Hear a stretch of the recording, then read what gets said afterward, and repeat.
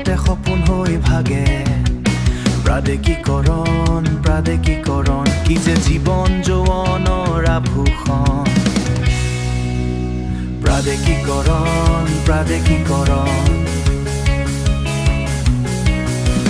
বেতনবিহীন শিক্ষকৰ কৰুণ জীৱন, চিলেটৰ সতে উমলি গঢ়িলে কতজনৰ জীৱন।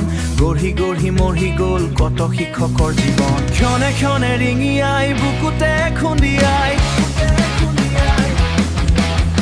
বাৰে বাৰে উভতি টুকুৰিয়াই চাওঁ। সপোনবোৰ ঢল হৈ নামে, দুহাতে সাবটিব খুজিলেই নীৰৱে ভটিয়াই দি থন লুকাই। প্ৰাদেশিকৰণ কি যে মিঠা কিহৰণ, ভাটি গ'ল দেহৰ আৱৰণ। তথাপিও গমকে নাপাওঁ, ছাৰ বুলি মিচিকিয়াই দিলে মন উঠলৈ আকৌ ফাগুন আহে।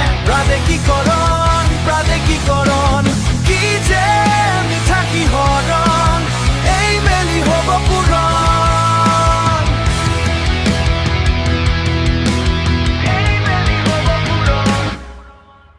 এদিন আহিছিল সপোনৰ দলি চাপাৰি, গঢ়ি নিজে মৰহি গলহি।